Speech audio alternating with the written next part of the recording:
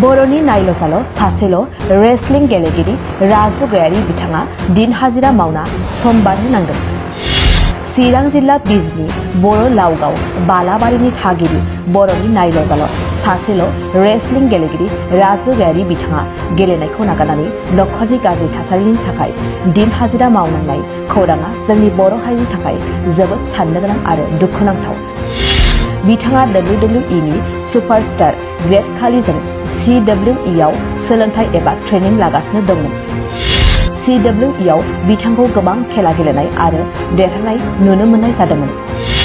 आरो बेखौ लानानैनो बर' हारियाव मिजिं आरो सिमां दंमोन। दुखुनांथावसिन बाथ्राया बेसोदि मिथिनाय बायदिब्ला दासान्दि बिथाङा गावनि गेलेनायखौ दोनथ'नानै गुवाहाटी नोगोराव सोरबा माहाजोननि न'आव थांनानै दिन हाजिरा मावनो गोनां जानानै दं। बिथाङा मिथिहोनाय बायदिब्ला खेला गेलेनायनि गेजेरजों हारि हादोरनि मुं लाखिनो गोसोथारमोनब्लाबो रां रुफानि आंखालाव गावनि गेलेनायनि सिमां मिजिंखौ दोनथ'नानै दिन हाजिरा मावनानै थानो गोनां जादों। बेखौनो राजु गयारि आरो बिथांनि नखरा बिटिआर सरकार आरो आसाम सरकारनिसिम मदद हास्थायदों। चिरां जिल्ला बिजनीनि सिङाव थानाय बर' लावगाव बालाबारि गामिनि थागिबि नायल' जाल' बर'नि फिसा राजु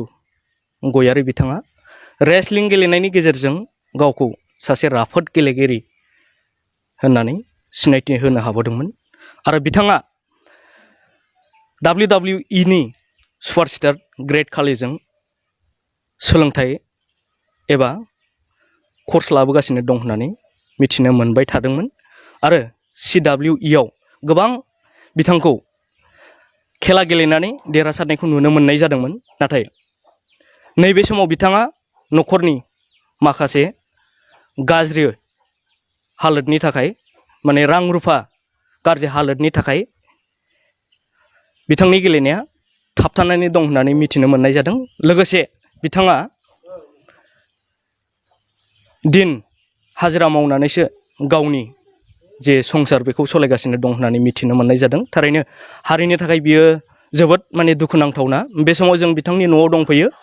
आरो बिथांनि बिफानिफ्राय राजु गयारिनि सोमोन्दै माखासे बाथ्रा मिथिनानै लागोन। जे नोंथांनि जे फिसाला राजु गयारि बिथाङा माबे समनिफ्राय नैबे रेसलिंआव गेलेयामोन? बे फार्स्ट गेलेहैजेननाया माने 2 बोसोरनि आब जाबाय आरो 2 बोसोरनि मा सममोनथाय आं समखौ बावलायलांबाय। दङ लेखायावनो दंजोबो। बेहाय सिगाङावथ' एडमिसन लाहैदोंमोन। एडमिसन लानायनि थाखा फैसायाबो न'निफ्राय एसे बुथुम खालामहरदोंमोन। बेबायदियैनो बहुदखिनि थाखा नांगौना आं एसेबां मिथियामोन। दिनै आरो इण्डियान ग्रेट खाली सारजों गाव लोगो लाहैनाय हिसाबै गाव ट्रेनिं लाहैनाय हिसाबै थाखा नाङा आं मिथिदोंमोन। बे थाखा नाङानायखौसो आं माबा खालामनो मोनदों। आंनो दोनहैदों बेखौ। दा बिनि गेजेराव जोंहा आं गाबज्रिबाय बायनायाव बिथां डिपुटि चिफ सार खाम्फा सारा एसे नाहरनाय जादों आरो बिनि गेजेरजोंनो बे बेसिक ट्रेनिंखौ मोजाङै मोजां हाबोजोबदोंमोन आरो बिनि लोगोआव जोंहा चिफ साराबो एसे सहाय हरदोंमोन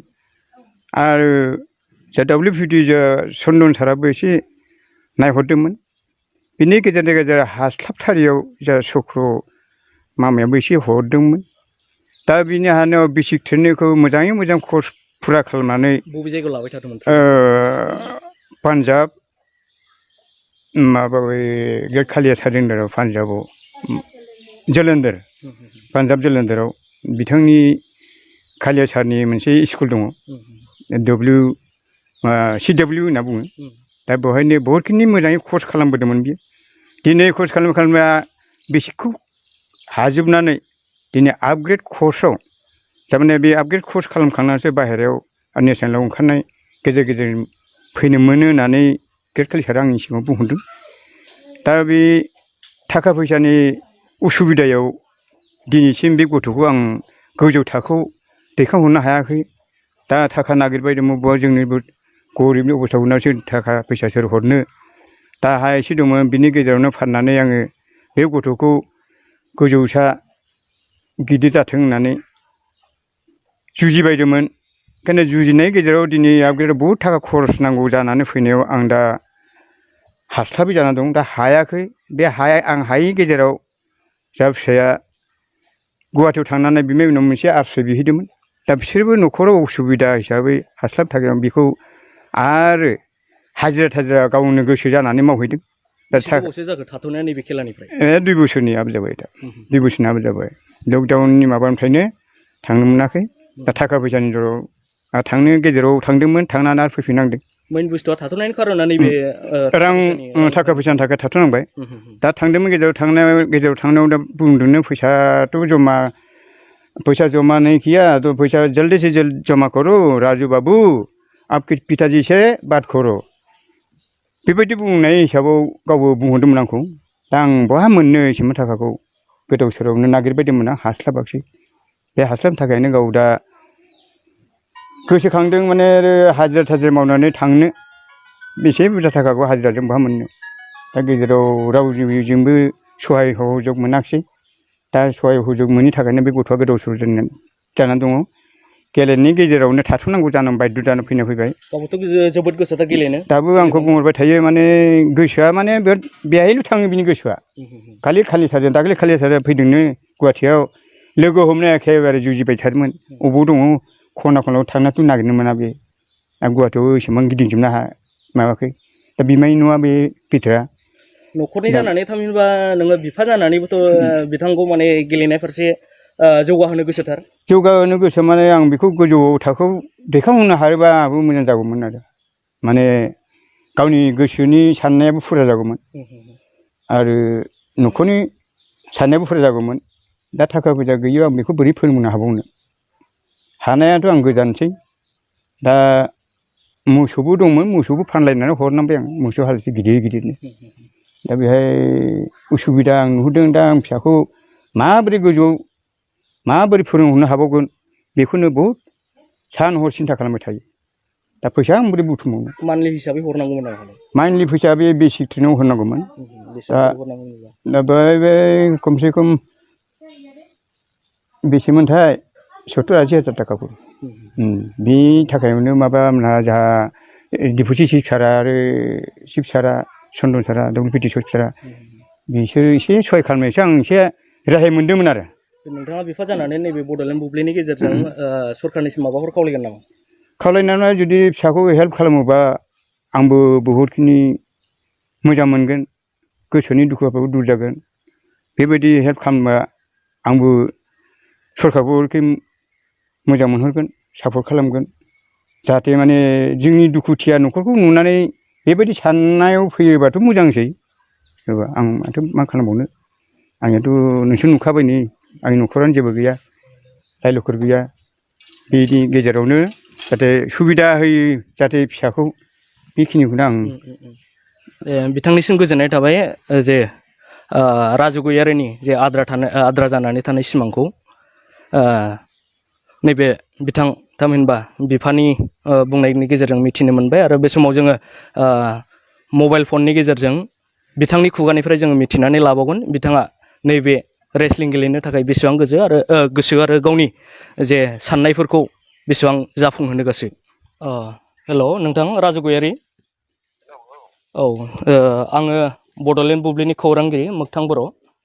फिन आं नोंथांजों जे फननि गेजेरजों एसे सोंथि सोंनो सिगांबावबाय जे नोंथाङा माबे समनिफ्राय जे नोंथांनि गेलेनायखौ लाजेननायमोन आरो बिनि बागै नोंथाङा मा फोरमायगोन आङो जइन जानाया 2016आव जइन जादों 2000 नैबे फार्स्ट टाइमावनो आङो नैबे माबा दंमोन आरो हा दंमोन बेखौ एसे हाजारखौ फाननो थिनबाय फाननो थिननानै आङो माबा जाहैदों आरो जइन जाहैदों ओमफ्राय बिनिफ्राय गेलेयै बिदिनो माबायाव जोब्बाय ट्रेनिङाव जोब्बाय दानिया नैबे थाखा फैसानि माबा जाबाय आरो प्रब्लेम जाबाय थाखा फैसाथ' बिराद नांगौ जाबाय ओरै माबा दाइटआबो मोनजाया बारा दाइटआबो खमायलांगासिनो आंना आरो ओरैजाय फिसफोर होनांगौ बेखौबो होनो हाया बिदिनो माबा नांबाय आरो न'आव फैनांबाय बुंदोंमोन बिदिनो हेफाजाबनि ओमफ्राय रावखौबो हेफाजाबनि थाखाय दाखै आरो जे बेसे गोबावसो जागोन नोंथांनि जे थाथ'नाय थाथ'नायाथ' नैबे माबा लकडाउननिफ्रायनो आरो बोसोरनैयानो जाबाय जानायालाय बिदिनो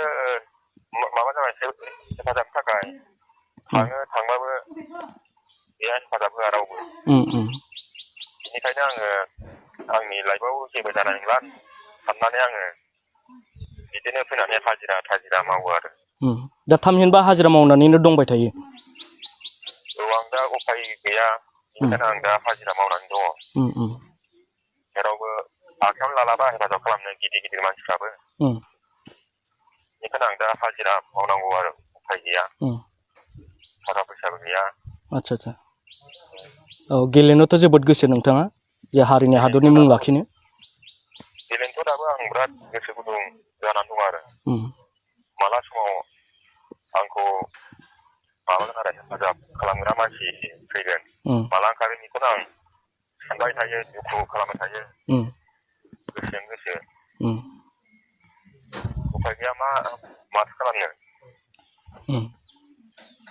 दा सरखारनिसिम नोंथाङा माबाफोर खावलायनो सानगोन नामा